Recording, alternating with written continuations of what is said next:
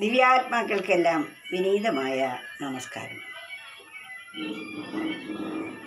ഓരോ മനുഷ്യനും ഇവിടെ സമ്പത്ത് നേടാൻ വേണ്ടി പലതരത്തിലുള്ള വേഷം കെട്ടുന്നവരുണ്ട്. വേഷം കെട്ടുന്നത് കൊണ്ടൊന്നും മനസ്സമാധാനം കിട്ടുകയില്ല.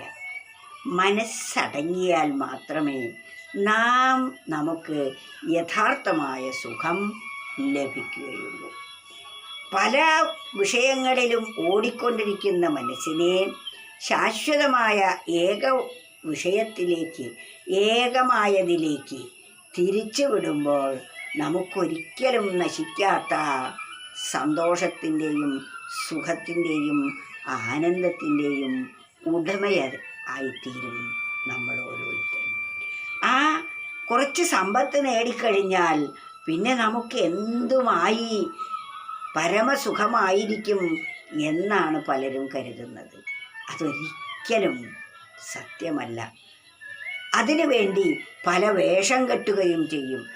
ധനാർജനത്തിന് വേണ്ടിയാണ് പലതരത്തിലുള്ള വേഷം കെട്ടുന്നത്. ആ വേഷം കൊണ്ട് നമുക്ക് സത്യം ഗ്രഹിക്കാനും സാധിക്കുകയില്ല.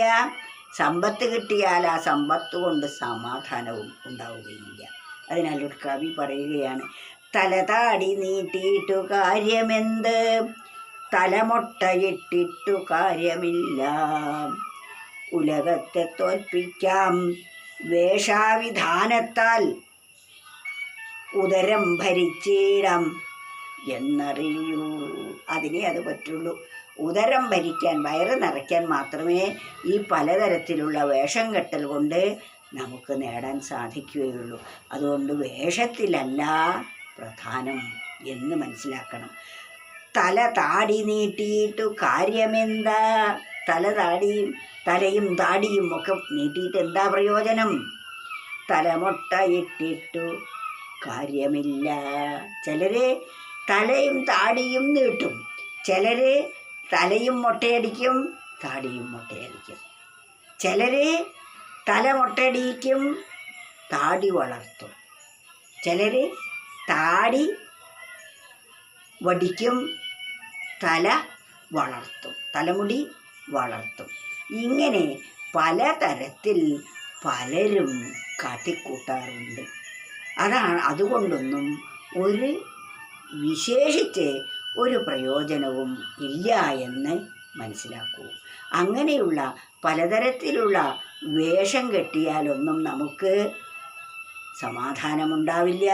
വേഷം കെട്ടിയാൽ ഉദരം ഭരിക്കാം. സന്യാസിയായി ചെന്നാൽ, സന്യാസിയുടെ വേഷം കെട്ടി സന്യാസിയായി ചെന്നാൽ അവിടെ സമ്പത്തും കിട്ടും, ദക്ഷിണ കിട്ടും, സ്ഥാനമാനം കിട്ടും, നിലയും വിലയും കിട്ടും, അതൊക്കെ കിട്ടും. പക്ഷേ തന്നെ സംബന്ധിച്ച് തനിക്കൊരിക്കലും സമാധാനം ഉണ്ടാവുകയില്ല. വേഷം കൊണ്ട് ഉണ്ടാവുന്നത് അതാണ്.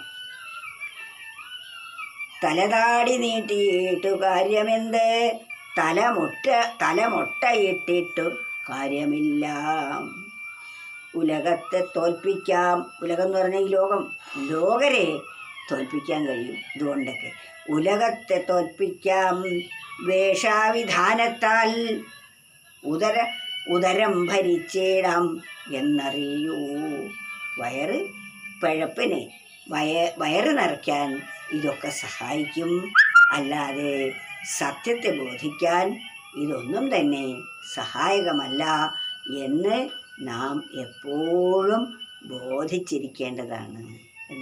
അതുകൊണ്ട് വേഷത്തിലല്ല പ്രധാനം, ഭാവത്തിലാണ് നമുക്ക് സമാധാനം കൈവരിക്കാൻ കഴിയുന്നത്. ഹരേ കൃഷ്ണ, ഹരേ കൃഷ്ണ.